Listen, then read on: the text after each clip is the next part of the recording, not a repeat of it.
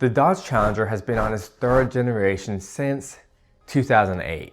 And here's a question, should you buy one?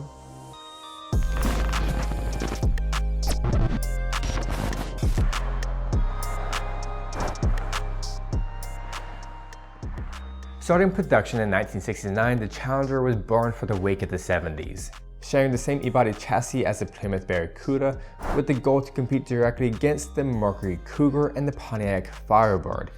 The name Challenger first arose in the Dodge Silver, with a trim package naming it the Dodge Silver Challenger as a two-door coupe. Even back in the day, the Charger's market was targeted towards the young American affluent buyer. And not much of that has really changed. Kinda, and I'll speak more about that later in the video. The first-gen Challenger was loaded with trims until its demise in '74. In '78, Dodge thought that bringing back the car in a disrespectful manner was proper, just like the Dodge Dart. They rebadged the Mitsubishi Galant Lambda as the Dodge Challenger 2nd Gen. Sad story, yes, but it gets much more depressing. The only engine options were the 1.6 liter and the 2.6 liter inline-4, instead of the slant 6 and V8 from the first gen, and that's mainly due to the EPA cracking down on emissions. Can you believe that they planned for a convertible version? The 3rd gen Challenger started its production in 2007 for the '08 model year. The Challenger is somewhat of a parts bin car, using a lot of parts from the Mercedes, like the 5-link rear suspension from the W211, 5-speed auto, rear diff, and front control arms from the W220.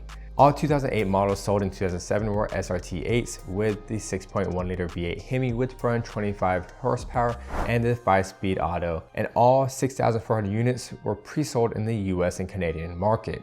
The 2009 model started sales in August of 2008 for the SE, RT, and SRT8 in the US.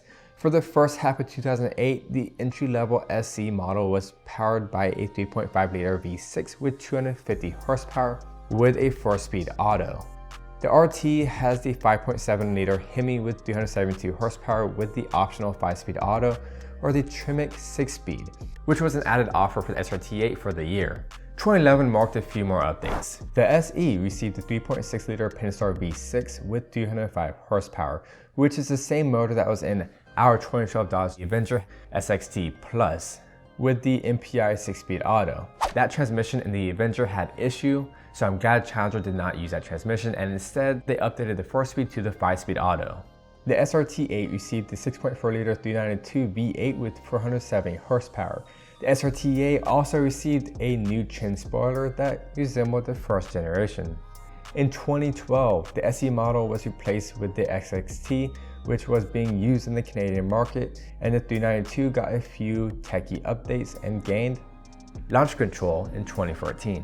2015 was a big year for the Challenger. The SRT8 was thrown in the bin and replaced by the SRT 392 and the, wait for it, SRT Hellcat.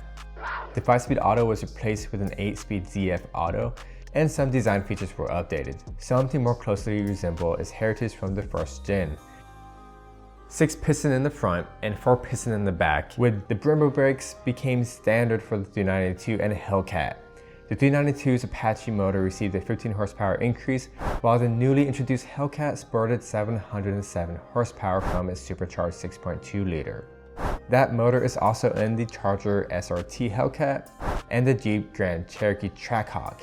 The Hellcat received 11.2 second quarter mile and had a 3.6 second 0 to 60. 2017 marked the introduction of the GT. It is the all-wheel drive version of the XXT Plus, paired only with the 3.6 liter and the 8-speed auto. 2018 simply just had performance upgrades for the SXT and RT. Oh, and backup cameras are now standard. No, I did not forget about the Dodge Demon, introduced in the late 2017. Equipped with a 6.2 liter supercharged V8 Hemi with a 2.7 liter supercharger with 808 horsepower on 91 octane and 840 horsepower with 100 octane or higher, with a 2.3 second 0 to 60. That's a fast car. When bought new, the Challenger comes with a black key fob and a red key fob. The red key fob unlocks the Demon, while the black key fob limits the power to 500 horsepower, which is still crazy fast. Nitto towers paired with the Dodge to create a tower with enough tread pattern to be street legal, the NT05R, all while being drag radials, which makes the Demon the first production car to sell with radials stock. 2019 introduced the RT Scat Pack 1320 with the Chrysler 6.4 liter at front 85 horsepower and the SRT Hellcat Redeye wide body after the discontinuation of the Demon with a supercharger 6.2 liter with 797 horsepower with an upgraded ZF8 speed. The Hellcat received a horsepower bump to 717 horsepower. 2020 introduced the SRT Superstock, sandwiched between the Demon and the Redeye, using the same motor as the Redeye with 107 horsepower. Just like the first generation, there are a million trims and packages. So I skipped to the meat to give a quick recap of the Dodge Challenger 3rd Gen. Entering its 15th year, I wonder what Dodge has planned for the Challenger. Who exactly is the Dodge Challenger marketing to? Same as the 1st Gen, its main target is young buyers. First, raise your hand if you have a military friend who bought a V6 or an RT and then had it repoed. That's neither here nor there, but the V6 Challenger is so cheap anyone with a decent job could afford payments on one, which is mainly young buyers.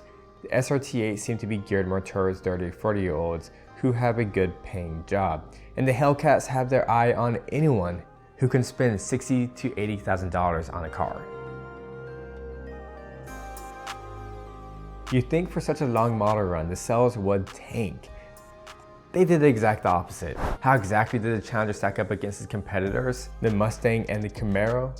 Well, the 2008 model started with 17.5 thousand sales, and by 2018 it reached its peak with 66.7 thousand sales. By 2018, the Dodge Challenger started to outsell the Camaro due to their plummeting sales and started to give the Mustang a run for the money in the recent years.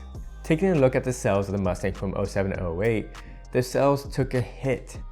Was it due to the Challenger taking sales away? I firmly think so, because the Mustang was in the middle of its 5th generation. I'd say the Challenger failed well from coming back from the dead. Oh, it's alive! It's alive! It's alive! It's alive! The prices are kind of all over the place due to the chip shortage. The post-facelift V6 can be found for about $20,000 with alright miles.